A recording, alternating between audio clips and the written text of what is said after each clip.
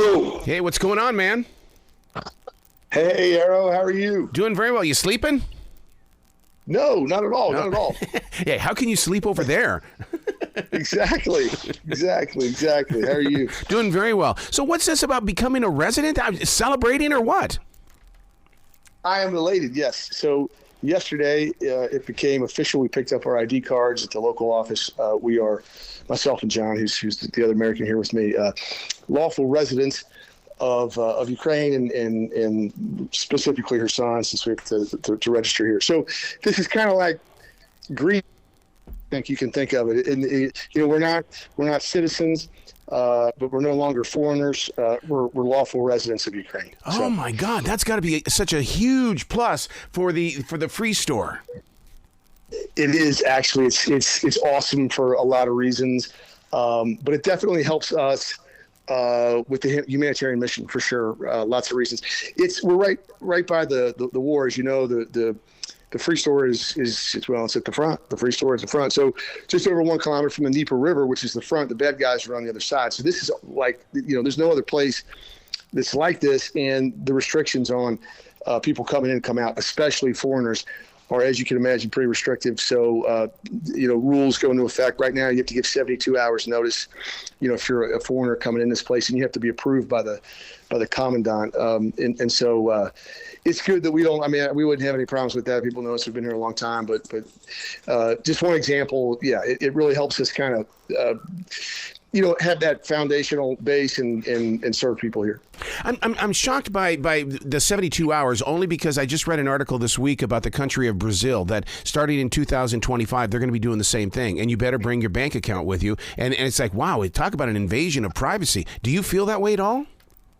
No, I really don't. And truthfully, so from afar, we sort of, we homogenize things, and Ukraine is Ukraine. The truth is, there are, different places, different parts of Ukraine have wildly different characteristics relating to the war. Basically, it has to do with how close you are to the war. So every other big city in Ukraine gets hit with ballistic missiles because they're far away from the war. You have to shoot ballistic missiles. This is the only city that was occupied, and then it's the only city in artillery range. The war is literally right across the river. So, frankly, if anything, they're probably a little late to the party in structuring things. As you can imagine, there's all kinds of things that can go wrong.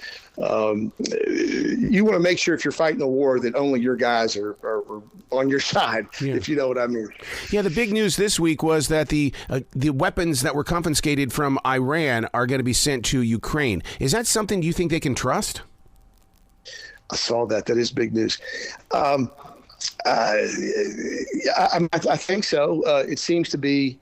It's kind of a stopgap thing, and they desperately need the weapons, and that aid getting held up in Congress is a real big deal. So it's not $60 billion worth of aid, but it should help kind of plug the gap until the big package can come. I hope so. I don't know enough. I'm not important enough, Arrow, to know the answer to that, but I sure hope so. I sure hope so, buddy. It has been so quiet in the headlines from over there in Ukraine, which scares the hell out of me. What is going on over there? That are they trying to keep it off the front page so it doesn't get into the political story? It's interesting. You're right, and I don't know. I don't know that it's a concerted sort of. I don't know. You're the famous media personality. I would defer to you on this. I wonder the same thing myself. To me, I chalk it up to just people have a shelf life, and especially once the situation in Israel came along, there was it really dropped off. But it was always going to happen at some point in time, and it's important that people like us continue to do what we're doing. Yeah, because you've got to be on that street every single day. Do you feel like the cavalry sometimes? Arrow, you ask the best questions, man. You ask the best questions. Yes and no, if I can give you a lawyerly answer. No, in that part of this experience is just getting your head around the fact that I'm doing what I'm doing. 2.5 years ago, before the war broke out. I mean, I was a lawyer. I was a lawyer, man. I was a lawyer. I don't have a military background, a first responder background. So trying to get my head around the journey that brought us here, which makes sense in hindsight, but anyway, that's a lot. Some days I'm sitting there thinking, how in the world am I doing this?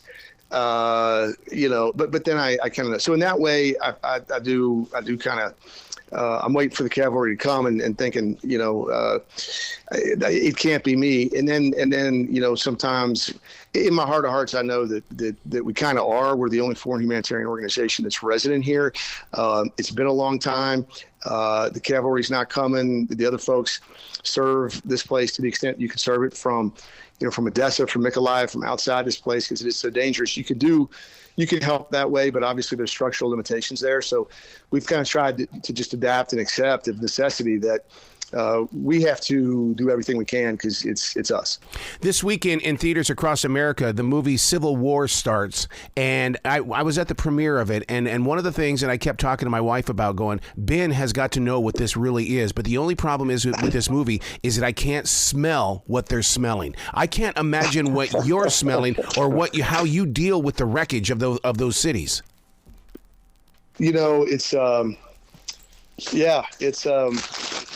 It really is. I don't, if you figure it out, Arrow, please call me immediately and let me know. And so it's interesting. There's two types of Ukraine. Those parts of Ukraine that were occupied for a time by the Russians, and then the rest of Ukraine. And there's need everywhere. But the need in those places that were, the territories that were invaded were occupied in the immediate aftermath of the war until they were liberated as part of the Ukrainian counteroffensive 9 months later. The Russians wrecked those places and they wrecked those people. And it's just it's unfolded that we've spent our service on the ground. I mean, it wasn't the plan. It's just kind of our highest best use as it's unfolded almost exclusively in those previously occupied territories. This city, Kherson, is the only big city that was occupied by the Russians, and the difference between it and the others. So it's stark. So, the other places, you really don't have that kind of apocalyptic feel to it. They're damaged. We were just in Mykolaiv today to pick up humanitarian aid. It's 1 hour north. Totally different world. People out on the street, the city nicked up a little bit and all that. But you come down here to Kherson, and it's the exception rather than the rule that you have a building that's, kind of unscarred, especially downtown here. So I don't, that stuff haunts. I don't know. I really don't know, Aaron. Yeah. When you speak of the free store at the front or on the front, the things that you do when you deliver supplies, why is it we're not hearing about a famine? I mean, is that the reason why you're there to deliver those supplies? It's absolutely why we're here. It's absolutely why we're here. And the reason that we don't hear in Kherson in particular, Ukraine as a whole is kind of jumped out of the news cycle, but Kherson, this place really doesn't get mentioned, and I didn't understand that at first, but I do now. So, two things make Kherson, and this is a pre-war. I mean, it's a big city. It's a 300,000 pre-war right here on the Dnieper River. Gorgeous, absolutely gorgeous. The administrative center, just a couple hours from Odessa. It's different in kind from all the other places. One reason is it was occupied, the only big city occupied by the Russians. Other places weren't occupied.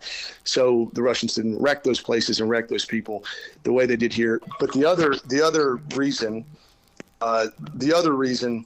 is that those places, the Russians this place is an artillery range. So, you don't, none of the other big cities are in artillery range. They get ballistic missiles.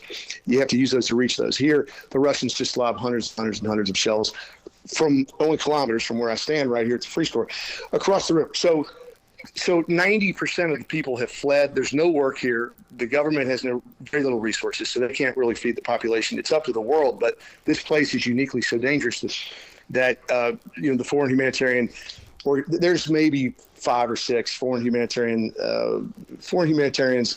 including John and I, that are resident here, and no foreign humanitarian organizations living and working here every day. They'll come in and go out. So So the needs of this population are extreme.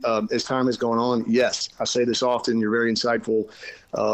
It's not the bombs, the rockets and the stuff that's coming down.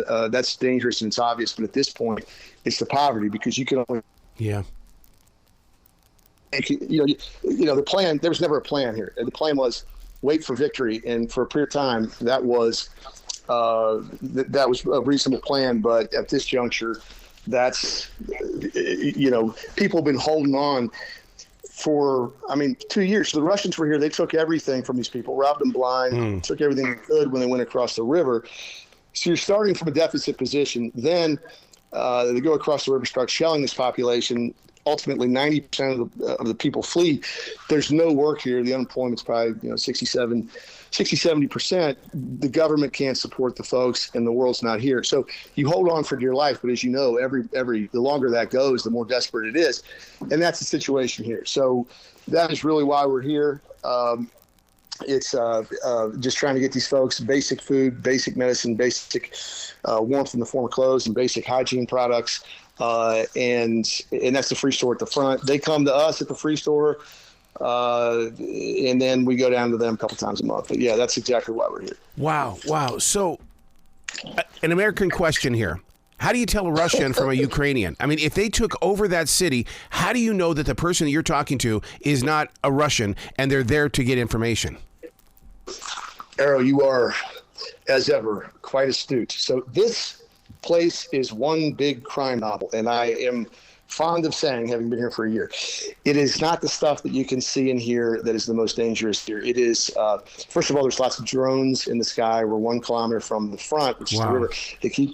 So that is there are both sides. The technology in this war is just incredible. But the most lethal thing of all is the collaborationist network. Absolutely.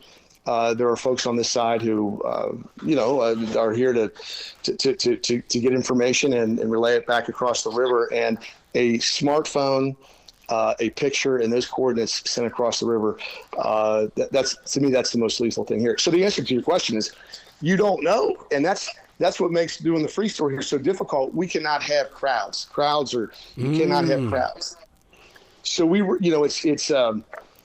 Doing it, that is to be avoided at all costs. And unfortunately, since we've been here, it's kind of predictable. I mean, there's only a few places open, a few gas stations, few shops, that kind of thing. Once there's a new place that attracts a crowd, we stay away from it. And the history, sadly, is that one night there's a big boom, and the next morning you drive by it and it's not there. So it's an interesting place, Arrow. It's an interesting place. So are you writing any of this down? When I have time, I do. Yes, I am. I am kind of keeping an outline and some notes. And you were kind of really the inspiration for that. I think the last time you mentioned that. So I've started to do that. Focus here is obviously to help the people, but there's two things going on at once, and I've struggled with that. One is we're here to help people and all that, but at the same time, a profound spiritual and metaphysical transformation has been going on in me internally, and it's not about me, it's not about that, but right. but dealing, that's something that is interesting too. Does it scare you though that when it's over, not if it's over, but when it's over, that the rest of the world will come to Ukraine and put their symbolizes and their professional businesses on that soil when the people of Ukraine fought like hell to keep it? Very concerned about that, and part of my absolutely, again, very insightful question. Christina and Maxime, who are our local team members, they're in their 20s, and it's so insightful just to talk with them, and the ability to speak their language is really obviously helps me a lot here. But we talk about this all the time, and I tell them, I'm just as worried about kind of winning the peace as winning the war. These guys are tough as nails, and one way or another they'll get through this, and Ukraine will exist. But at that point in time, you have a lot of we old guys kind of understand that debt can come with conditions. There's an exercise it can be used to control, and this place needs to be rebuilt. So there is a what have they won really if the post-war reality is that all the foreign countries that have kept them afloat, come in and kind of buy their little slice of Ukraine. Yeah, I'm concerned about that. Yeah. Wow. Where can people go to find out more about what you're doing and to support you? And I'm really, really strongly say that, to support you with finances. Appreciate that so much, Arrow. God bless you. worldaidrunners.org. We are, that's our webpage. We have the Instagram, World Aid Runners, and we have a Facebook page too. Ben Dusing, that's me, my personal page. I mean, this has dominated my life. So those are the places. But worldaidrunners.org is kind of the home base. We're a 501c3 in the United States. We're just a bunch of guys just trying to help, and but at some point we accumulated enough people and things along the way that we had to get organized. So we do have an organization now, but that's where people can go, and we appreciate all the support. Really, these people here, they can sure use it. Thank you for that, Arrow. Absolutely. Well, we're doing this bi-weekly. If anything comes down, man, you got to get in touch with me immediately so we can get the word out there. Certainly will. God bless you. Thank you for everything you do. Thanks for the questions. Thanks for the interest. Thanks to your listeners for being good people, and thanks for making the world a better place, man. That's what it's all about. All right, man. Well, you be brilliant and be very safe, okay? Yes, sir. Thank you. Take care, Arrow. Thank you. Ukraine. Arrow Slav.